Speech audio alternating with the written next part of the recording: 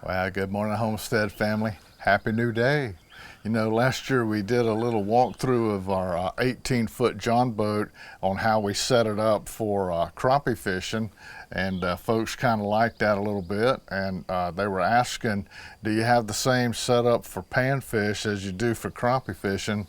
And the answer to that question is no, it's a little different, not much different, but a little different. And so they were asking me if I could do a setup video on how we set up to go target panfish, you know, bluegills, shell crackers, things like that. And I said, well, sure, we can do that. So that's today's video. We're going to walk through the boat. I'm going to pull it out of the boat shed here and get it out in the sunlight so you can see the boat well. And we'll just walk through the features of how we have the boat set up for pan fishing, and you know, maybe some of the couple of the modifications I've done to the boat since the last time we did a video on walking through the boat. So we'll be right back after the break, and we'll take a look at the boat. See you then.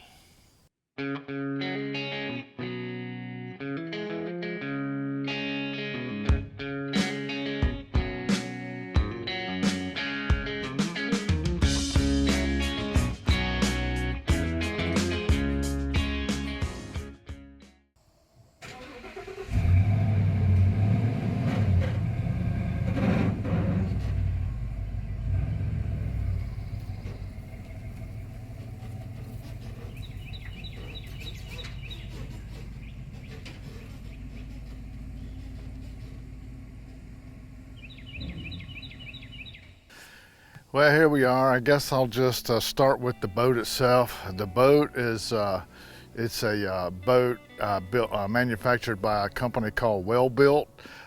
It's all welded, no rivets. It's 1860, and we've really enjoyed the length of this boat. A lot of people say, man, that's crazy. I've never seen a Jon boat that long. Well, we enjoy it. It gives us plenty of room to move around in there and not get all crowded up and walk back and forth in the boat, you know, pretty easily. So we like the length of the boat at 1860. It's nice and wide and stable. So we've really got the most out of the size and type of the boat. Very well pleased with the boat. It's performed very well for us. I have no complaints at all about the boat itself. But when we get to set up to head out to go pan fishing for you know, bluegills and shell crackers, things like that, our setup is just a little bit different than it is on the video you saw last year when we showed you how we go out and we spider rig for crappie. But for the panfish, I sit up here in the front on the bow, and this is my chair here. I got me a nice orthopedic chair last year that's really helped my back, because man, when you get in your 70s, every little thing you can do to try to ease some of the pain you want to try to do. So we invested in a nice chair for that. When I'm out in the boat pan fishing, we have a Minn Kota trolling motor on the front here. I can use this to maneuver the boat around and just to move into some other little spots and try. I don't really move the boat like I do when I'm crappie fishing, but it's more or less just to quietly move the boat up a couple of boat lengths and go to another spot, and we'll fish around out in there. And a lot of folks ask me, oh, you use a live scope on your boat? And no, the answer is no. We have a Helix 10 Humminbird. All it is just a down imaging and a 2D sonar setup. I'm not a real big fan of the live scope. A lot of my friends are, especially my best friend Tommy. He goes on and on about it. He loves it. But this is just an old school type of way of doing it. I don't really like the live scope. I just particularly would rather just kind of watch my corks and work the area and not really stare too much at a screen all day. So that's just the way I do it. When you talk to people, I mean, half of them will say live scope's the way to go. The other people say, no, go just with the plain old radar. I mean, sonar, 2D sonar. But anyway, that's that. I still have when I go set up for my brim season, you know, I leave the crappie racks up here that we use for spider rigging, because if I'm using a casting rod or any kind of rod I just want to set out, I can still set it in the rod holders. So I just leave those racks on here, these Millennium Spyderlok racks. I just leave them on here year round. I don't take them off, and that's how we do that. When we're fishing for brim, I like to use 13-foot telescoping cane poles. We set these up, you know, to vertical jigs straight down through the pads with just a straight piece of line and a naked hook with a piece of grass shrimp. That's how we do the vertical. We also use these slip bobbers, and I put them on one here, and I can set these at about 3-4 feet, whatever I want. I can set it out, and we can use the bobbers if in an open area. You know, if I'm in the pads, directly sitting in the pads, I have to go with the vertical. But if I'm out into the open water, then I'll use the slip bobbers. And we also like to use our spinning reels.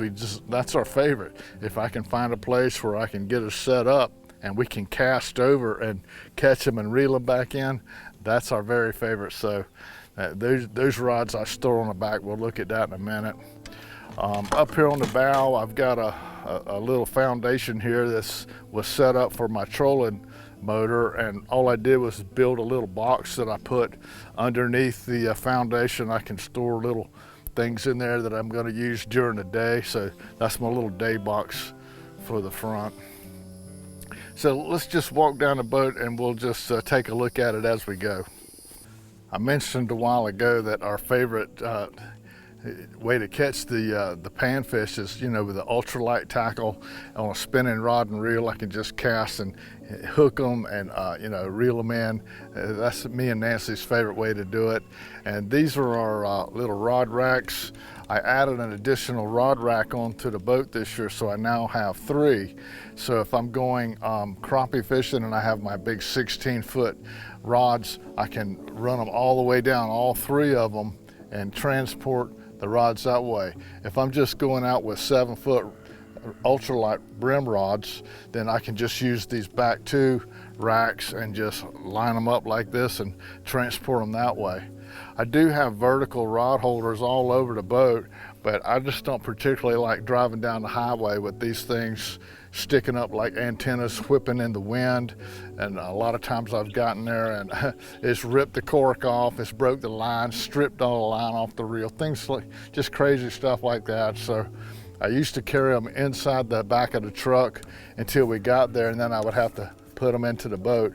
This way I can load them up and put them in the transport rack, and I can drive all the way to the ramp and drive all the way out to our waypoint that we want to start fishing and pull them out right there. It just clears up some clutter inside the camper on the back of the truck, and it's just much easier to transport them, and they get there safely without damaging them, and they don't take up any room in the boat, and they're really a feature that we really like that we added this year.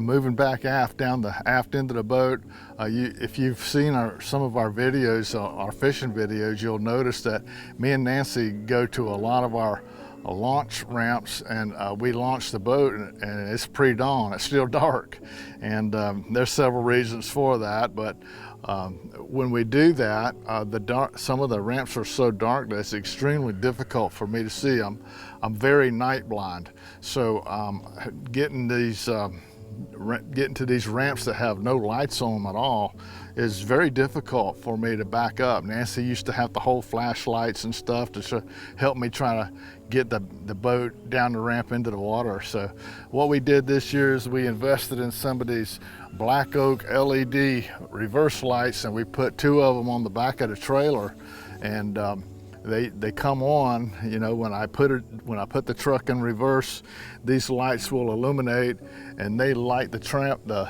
ramp up 50-60 feet back. Is very bright. And if you look at some of our videos, you know, with us launching and it's still dark, you'll see these reverse lights pop on when I put the truck in reverse, and you can see how really bright it is.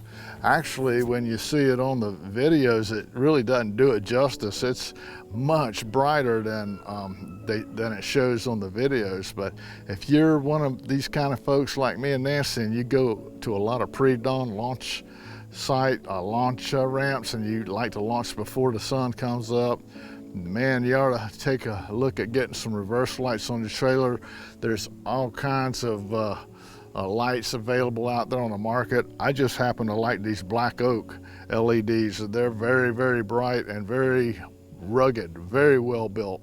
And I like to buy something that I don't have to worry about being flimsy and break off or something. I've had these on here for about a year now and have had no problem whatsoever. And they can be completely submerged. They're I9 units, so they're submersible. So anyway, that's just something that we added this year, and that just wanted to share with you a little upgrade we did to the trailer itself. And moving around the boat, you probably saw this on our last video. I'll just go ahead and show it again since we're doing another tour. But what powers Luella is just a small outboard motor. This is the Yamaha 4-stroke. It's a 30 horsepower motor, and it's got a tiller on it, so it's tiller controlled. I don't have a steering wheel. 30 horsepower gets us up 22, 23 miles an hour, which is, I guess it's fast enough. It doesn't have any problem pushing the boat on plane. As heavy as it is, and all the stuff that we have in it fully loaded and running into the lake, we'll get about 22, 23 miles an hour.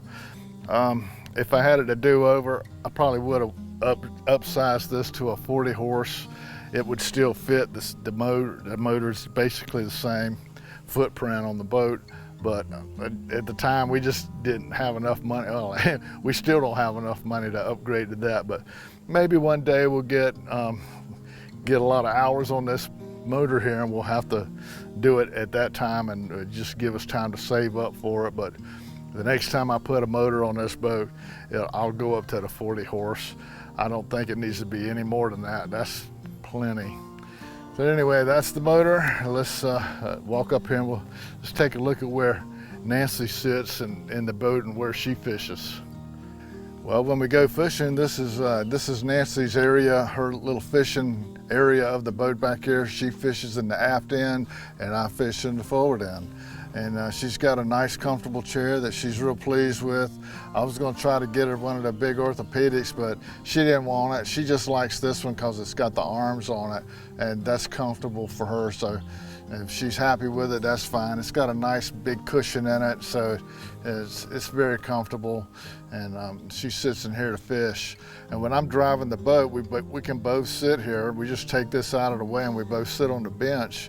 And I put this, I just made a little piece of plywood board here on some hinges, and I put it right here on the bench on the starboard side where I navigate the boat from, because my back's so bad that I can't drive and sit kind of hunched over without any back support anymore.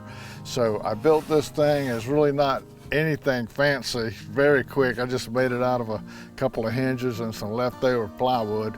But I put this little 2x2 behind it, and it sticks into a couple of stops that holds the thing, so I can lean just enough to lean back against it while I'm driving. And when I get there, I just take this little support bar off and fold this down, and then Nancy can set her tackle box right here out of her way, and it kind of frees up her space back here a little bit.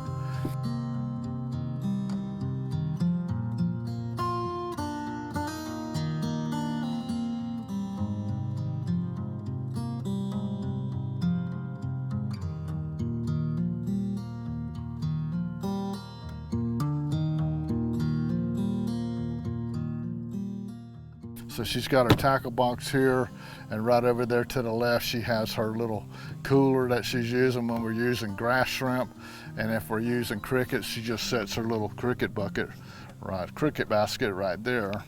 And this is where she fishes from. There's some Millennium Spyderlok rod racks right here that we use during crappie season. I leave those on here during the panfish season as well, and she can just set her cane poles in there or whatever. She's got out multiple rods.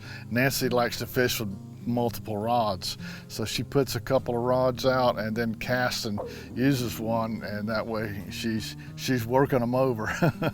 So this is her little area here. When I'm navigating the boat, all the boat has is just a small Garmin GPS that's mounted right here by me, and we use that to navigate to our waypoints, and pretty much when we get there, we don't really need this until we navigate back to the ramp. So when we get there, I'll use the Helix 10 up on the bow for anything I need to look at with the 2D sonar. But anyway, this is Nancy's area. She gets quite comfortable back there, and has plenty of room to fish, as well as you know, can eat breakfast and lunch.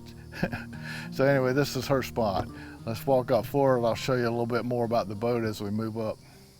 Being that we have an 18-foot boat, we have a long center line passageway that is clear, it's open, and that way we can walk back and forth, and I got a step up in the front. So if you step out back aft and you want to walk up front, you got to step up to get on that forward platform, so it's not such a hard step up on your knees. In the port and starboard side of the passageway, we have on the port side it's a live well. Well, it's a compartment with a drain plug in it, so I could pull the drain plug out and flood that compartment up to the water line, and you could use it as sort of a live well, but we don't ever do that. I did it right when we first got the boat, but I don't do that. I just use my red Coleman cooler for a fish cooler, and we use these for storage. Over here I keep, you know, spare rigs, you know, for our cane pulls, so I don't have to tie rigs up while I'm out there. I have things pre-tied in there. I have jugs, you know, for marking spots and that kind of stuff. And over here on the starboard side, this is Nancy's. This is her little day box. She keeps her hats and her lotion and, you know, life jackets and things like that that she needs during the day. Her lunch, she puts a lot of stuff in here. So her jackets, you know, she gets cold easy, so she layers up pretty good. And as the day wears on, you see her taking off more and more of her layers while the day's warming up. So this is a good place to store some of that. But this is pretty much Nancy's area, the centerline passageway, and a port and starboard storage lockers that we have built into the boat. Let's head up forward. I'll show you my spot. Well, this up here is where I like to camp out while I'm fishing. I sit right here, and I can control the boat by moving it around. If we're not anchored up, I can use this foot pedal over here to guide my trolling motor to move us and wiggle us through all the pad islands and things like that out in the lake. And this is our 2D sonar set up with the Helix. I have my my Spyderlok rod racks up here from the spider rig and the crappie. I just leave them on there year round. I can put extra poles in here like cane poles and things like that if I'm casting. I like to have that option. Right here I have a bait tray. Well, it's not really a bait tray, it's more like a small table, because I don't actually put bait on this table.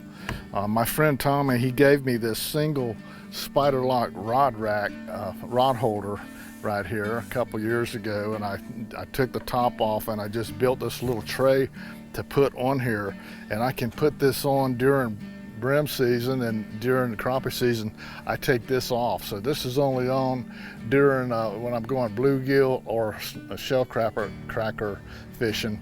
And what this does is it's just a tray. It's at a comfortable height right here. So if I have grass shrimp in my little cooler, I can just set my cooler here and get my shrimp out, bait my hook and throw it, and I don't have to bend my back over, because I only have just enough bends in a day, and after I bend over and I hit that point, that's it. I just simply can't bend over anymore that day. part of getting old. But here's the little cooler that we use for grass shrimp. Nancy's got one back aft, I got one up forward, so we never have to walk back and forth to get bait. Once we get set up and we're fishing, we shouldn't have to move when we're pan fishing. And when we're crappie fishing, a lot of times you'll see us run back and forth, netting a fish, but rarely do I have to net a fish when I'm brim fishing, unless I accidentally catch a catfish or something, and then we'll go ahead and net that, and it's too big for the little rods. But that's what we do with that. If I'm using crickets, if we're fishing with crickets for bait, I use this little basket. She has one too, and see, I can set it right here, and it's out of the way, and I don't have to bend over. I can just get a cricket out, hook him on, and let her roll. So this thing comes in pretty handy for that. And right here on the side of it, I put a little hook on it. It's just a little shop hook. So if I catch a fish, I can set my rod down on the deck, and it lays right in that this hook right here, and it gives me a place to set my rod while lets my hands be hand-free to take the fish off, put on more bait, and then I can pick the rod right back up and go right back to fishing. So this is pretty much our my setup for the bow, and Nancy's setup for the stern when we're pan fishing. Well, I hope you enjoyed the little tour of our Jon Boat setup for pan fishing today. We're all set up. We just need to get out on the water and put it to work. So we'll be doing that very shortly, and looking forward to having a fun panfish season in old Luella. So I thank you for watching. I hope the video maybe gave you a couple ideas for your own boat, and maybe our video brought a little peace to your heart, a little smile on your old face. So until me and Nancy see you next time out on the water on our next fishing video, always remember, by His hands we are fed. Give us, Lord, our daily bread. Amen. Have a blessed day.